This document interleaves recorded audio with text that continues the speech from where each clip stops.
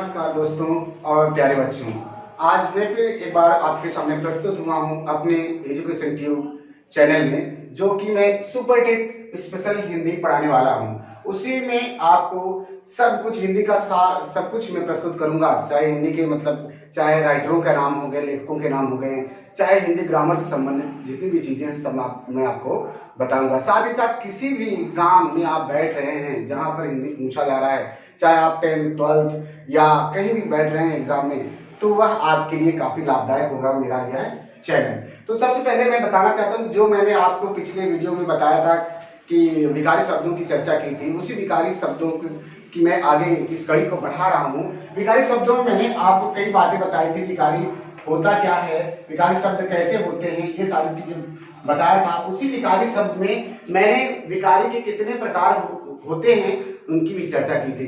तो आज फिर से एक बार देख लेते हैं कि वो विकारी शब्द कितने प्रकार के होते हैं। सबसे पहले मैंने बताया था विकारी शब्द संज्ञा के होते हैं और सर्वनाम शब्द होते हैं, विशेषण होता है, विशेषण के शब्द आते हैं इसमें, और लास्ट में क्रिया के शब्द आते हैं। तो ये 4 प्रकार के विकारी शब्दों को हम पढ़ते हैं विकारी के अंतर्गत। और विकारी में इन चारों में से संज्ञा की चर्चा हम कर रहे थे और इसी संज्ञा की चर्चा को आगे बढ़ाते हुए हम बढ़ते हैं। सबसे पहले मैंने संज्ञा के बारे में बताया था, संज्ञा के भेदों के बारे में कि संज्ञा के कितने भेद होते हैं। तो संज्ञा के कुल मिलाकर सामान्य रूप से अंग्रेजी माध्यम के आधार पर देखा जाए तो 5 प्रकार के होते हैं संज्ञा। पहले था व्यक्तिवाचक संज्ञा। पहला व्यक्तिवाचक संज्ञा की चर्चा हम कर चुके हैं। दूसरा जातवाचक संज्ञा, इसकी भी चर्चा हम पिछली वीडियो में कर चुके हैं। अब तीसरा आता है आपका भाववाचक संज्ञा। इसकी भी चर्चा हमने पिछले वीडियो में हमने की है। अगर आपको व्यक्तिवाचक संज्ञा में कोई भी समस्या होती है, या जातवाचक संज्ञा में कोई समस्या होती है, या भाववाचक संज्ञा में कोई समस्या होती है, तो आप मेरा पिछला वीडियो देख सकते हैं। उसमें मैंने बहुत ही अच्छे तरीके से, बड़े ही आसान तरीके से व्यक्तिवाचक, जातवाचक और भाववाचक को समझाने की कोशिश किया है। अब इसी कड़ी को आगे बढ़ाते हुए हम पहुंच रहे हैं चौथे प्रकार समूहवाचक में। कौन सा? समूहवाचक संज्ञा। अब और उसके बाद अंत में आपका रहेगा द्रव्यवाचक संज्ञा। द्रव्यवाचक संज्ञा और समूहवाचक संज्ञा को हम तुलनात्मक ढंग से आपके सामने प्रस्तुत करेंगे और समझाएंगे कैसे आप, जब एग्जाम में आता है कि आप बताइए कि ये शब्द द्रव्यवाचक का है या समूहवाचक का, तो कैसे पहचानेंगे उसको भी बताएंगे। तो चलते हैं। सबसे पहले व्यक्तिवाचक की चर्चा की थी, जातवाचक की चर्चा की थी, भाववाचक की चर्चा की थी। अब हम समूहवाचक, समूहवाचक जैसे नाम से ही हमें पता चलता है किसी समूह या समुदाय। समूहवाचक शब्द देखते हैं तो सबसे पहले हमें यह पता चलता है कि यह शब्द यह क्या है, किसी समूह या समुदाय की बात करता हुआ नजर आ रहा है। जहां भी आपको ऐसा लगे कि 1 2 3 4 5 6 कई लोगों से समूह बन जाता हो, वैसे शब्दों को हम किसके अंतर्गत रखते हैं? समूहवाचक। जैसे कोई एक विद्यालय में प्रवेश करते हैं, तो विद्यालय में प्रवेश करने के उपरांत किसी कक्षा की तरफ बढ़ते हैं, तो उसमें देखते हैं कक्षा के अंदर 1 2 3 4 5 6 7 8 9 10 11 12 13 14 15 20 बच्चे बैठे हैं। तो जो कक्षा में कितने बच्चे हैं? 20 बच्चे हैं। मतलब यहाँ बच्चों का समूह आ रहा है। अगर हम शब्द ले लेते हैं, कौन सा? कक्षा, मैंने बार लिया शब्द, कक्षा शब्द का प्रयोग करते हैं, तो ये कक्षा मतलब एक कोई व्यक्ति से नहीं बल्कि अनेक बच्चों का जो है समूह को दर्शाता है। इसलिए क्या हो जाता है आपका समूहवाचक संज्ञा के अंतर्गत आएगा। और जैसे एक शब्द ले लेते हैं, संघ ले लेते हैं, संघ शब्द। तो संघ शब्द क्या है? किसी एक व्यक्ति का के इंक्लूड होने से नहीं बना है, बल्कि कई व्यक्ति इसमें आकर मिल जाते हैं, तब जाकर एक संघ बनता है। जैसे एक शब्द और ले लेते हैं, समिति। तो इसमें भी देखते हैं कि कोई एक व्यक्ति से कोई समिति नहीं बनती, कई व्यक्तियों का समूह होता है जिससे वह समिति बनती है। तो जिस प्रकार हमने देखा कक्षा में किसी एक व्यक्ति से बात नहीं की, बल्कि विद्यार्थियों के समूह की बात की गई, समिति में व्यक्तियों की समूह की बात की जा रही है, संघ में व्यक्तियों की समूह की बात की जा रही है। इस तरह हम जहां भी शब्दों को देखते हैं, जहां पर लगता है कि नहीं एक व्यक्ति नहीं, 2 व्यक्ति नहीं, कई व्यक्तियों का समूह अगर इस शब्द से समझ में आता है, तो हमारा क्या हो जाता है? समूहवाचक संज्ञा हो जाती है। जैसे मैंने एक शब्द ले लिया टोली शब्द। तो टोली में कोई एक बच्चा थोड़ी ना होता है, कई बच्चों का समूह होता है। तो ऐसे शब्द अगर आपको मिले, टोली, कक्षा, समिति या संघ, तो हमें क्या समझ में आता है कि ये समूह को दर्शाते हैं, इसलिए किस प्रकार की संज्ञा के अंदर जाएंगे, अंतर्गत होंगे वो समूहवाचक संज्ञा के। अब देखते हैं कुछ पदार्थों की बात की जाए, पदार्थ किस प्रकार समूहवाचक होते हैं। जैसे मैंने कह दिया गुच्छा, क्या कह दिया, गुच्छा।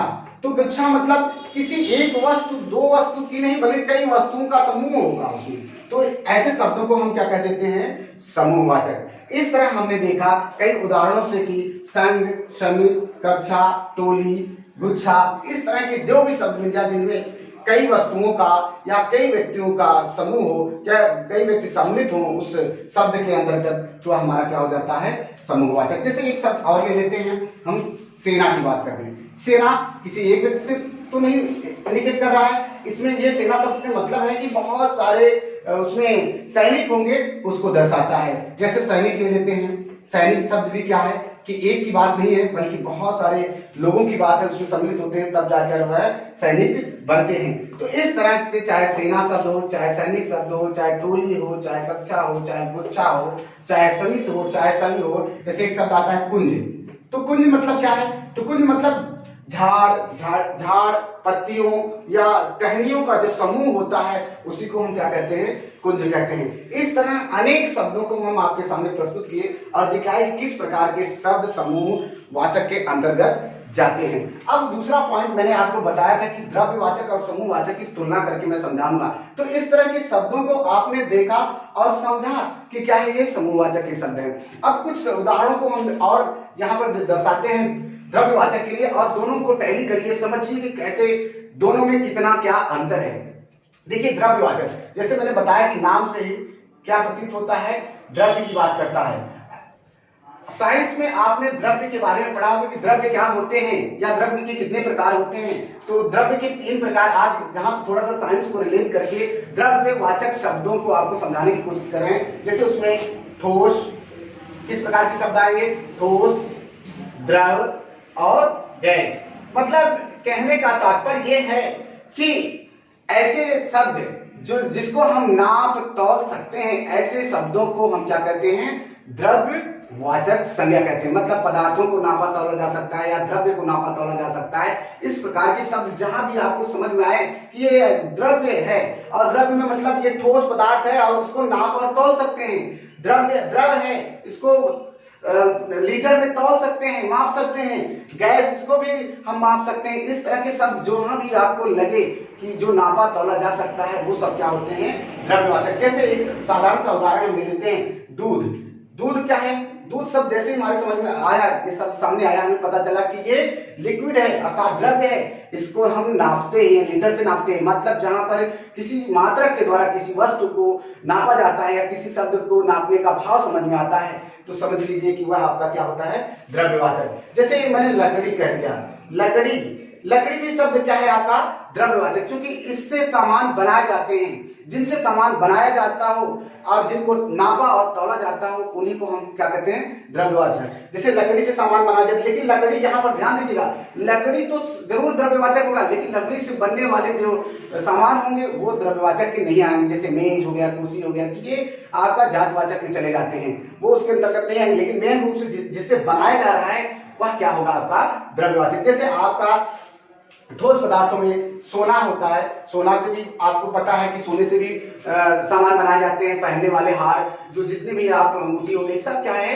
कि इससे बनाए जाते हैं। सोना भी क्या हो गया आपका द्रव्य, चांदी भी क्या हो गया, द्रव्यवाचक। क्योंकि इनका हम सिंपली भाषा में इसको यूं समझिए कि सोने को भी हम तौलते हैं, चांदी को भी तौलते हैं, दूध को भी तौलते हैं, लकड़ी से सामान बनाते हैं, पानी को भी तौला जाता है, मापा जाता है। तो इस तरह जितने भी नाप और तौल वाले पदार्थ या वस्तु होंगे और उनका नाम जो होगा वह किसकी श्रेणी के अंतर्गत जाएगा, द्रव्यवाचक संज्ञा के अंतर्गत जाएगा। अब देखते हैं यहाँ पर 2 प्रकार के शब्दों को हमने लिखा है और इसकी तुलना करके हम कैसे अलग कर सकते हैं कि ये द्रव्यवाचक का है कि ये आपका समूहवाचक का है। देखिए यहाँ मैंने लिखा है संघ। संघ क्या नापा तौला जा सकता है? नहीं, ये किसी व्यक्तियों का समूह की बात करता है। लेकिन अगर यहाँ पर लिखते हैं दूध, दूध तो नापा तौला जा सकता है, इसलिए हमारा क्या हो गया वो द्रव्यवाचक। अब यहाँ पे देखते हैं समित की शब्द का उदाहरण हमने लिया था, तो समित में व्यक्तियों का समूह होता है, लेकिन यहाँ पर हमने सोना, चांदी, लकड़ी, पानी आदि शब्दों को रखा है। तो क्या यह सब इनसे मैच करते हैं? इस प्रकार हमने देखा कि समूहवाचक के शब्द किस प्रकार के होते हैं और आपके द्रव्यवाचक किस प्रकार के शब्द होते हैं। तो दोनों को हमने तुलना करके समझने की कोशिश किया है। तो यहाँ पर हमने साधारणतः ये समझा है कि जिन व्यक्तियों के समूह या वस्तुओं के समूह जिन शब्दों से प्रतीत होते हैं वो आपका समूहवाचक होता है, और जिन वस्तुओं को मतलब ये ऐसे शब्द जिनसे हमें किसी चीज को नापा या तौला जा सकता है, उस तरह के जितने भी शब्द हमारे सामने प्रस्तुत होंगे वह क्या हो जाएगा? द्रव्यवाचक। जैसे कुछ चीजें जैसे हैं, जैसे चावल, इसको भी हम तौलते हैं, इट मीन्स ये हमारा क्या हुआ? द्रव्यवाचक। गेहूं, इट मीन्स इसको हम तौलते हैं, इसलिए हमारा क्या हुआ? ये द्रव्यवाचक हुआ। और आपका चीनी जैसे शब्द है, ये भी तौल की मात्रा में आता है, तो ये भी क्या हुआ? आपका द्रव्यवाचक। इस तरह हम देखते हैं कि जितने भी प्रकार की ये सारी चीजें दिखाई दे रही हैं, जितने प्रकार के उदाहरण हमने दिए हैं, ये द्रव्यवाचक के हो गए, ये आपके क्या हो गए? समूहवाचक। समूहवाचक, द्रव्यवाचक तो हमने जान लिया, लेकिन इसके अतिरिक्त हमारा जो है व्यक्तिवाचक, जातिवाचक और भाववाचक, कुछ व्यक्तिवाचक, कुछ भाववाचक और कुछ जातिवाचक के शब्दों को हम लेकर आपको थोड़ा सा समझाने की कोशिश कर रहे हैं कि इन पांचों प्रकार के शब्दों में क्या अंतर है। जैसे मैंने एक शब्द ले लिया रमेश, रमेश शब्द ले लिया, यहाँ पर देखिए रमेश शब्द, और एक शब्द मैंने ले लिया पुरुष, पुरुष शब्द ले लिया, ये पुरुष शब्द। अब यहाँ पर रमेश और पुरुष हो गया, और इन रमेश है क्या? एक पुरुष है, और पुरुष के अंदर क्या होता है? अक्सर आपने एक भाव देखा होगा क्रोध का, और यह क्रोध का, या देखा होगा। तो इन जितने प्रकार के शब्दों को मैंने दिखाया है, देखिए यहाँ पर तो आपने देखा समूहवाचक शब्द, यहाँ पर देखा द्रव्यवाचक शब्द, और इसका नाम जब कहीं पर किसी व्यक्ति विशेष का नाम, कहीं चाहे व्यक्ति विशेष का नाम हो, चाहे व्यक्ति स्थान हो, चाहे किसी प्रकार की वस्तु हो, अगर पर्टिकुलर उसका नाम एक दे दिया जाता है और उस नाम से वह अकेला जाना जाता है, तो वह क्या हो जाता है? व्यक्तिवाचक। और जब जातिवाचक क्या होता है? व्यक्तियों या वस्तुओं के एक संख्या, एक जाति का जहां पर बोध करा है। देखिए यहाँ रमेश क्या है? आप एक व्यक्ति है, लेकिन इनकी जात को दर्शाने की कोशिश कर रहा है यह शब्द क्या? पुरुष। तो यह क्या हो गया? आपका जातिवाचक। और क्रोध इनके भाव को दर्शा रहा है, तो ये क्या हो जाएगा? आपका भाववाचक। अब देखते हैं हम यहाँ पर, तो क्या ये सारे शब्द एक दूसरे से अलग रखते हैं? हाँ रखते हैं। यह क्या करता है? समूह को दर्शाता है। यह क्या करता है? अपनी जात, यह शब्द क्या कर रहा है? अपनी जात को दर्शा रहा है। यह शब्द व्यक्ति विशेष के नाम को दर्शा रहा है। यह व्यक्ति विशेष के क्रोध के भाव को दर्शा रहा है। और इस तरह के शब्द जितने हैं ये अपने नाप, तौल या पदार्थ को दर्शा रहे हैं। इस तरह हमने देखा कि पूरे इस वीडियो में मैंने आपको विकारी शब्द में पहला प्रकार जो आता है संज्ञा, संज्ञा के भेदों की चर्चा कर दी, और एक तुलनात्मक ढंग से थोड़े समय में आपको समझाने की कोशिश किया है। तो अगर यदि आपको यह वीडियो अच्छा लगता है तो इसको लाइक करिए, शेयर करिए, ज़्यादा से ज़्यादा मेरा कॉन्फिडेंस बढ़ेगा और आपको और अच्छे वीडियो बना के हम प्रस्तुत करते रहेंगे। जय हिंद।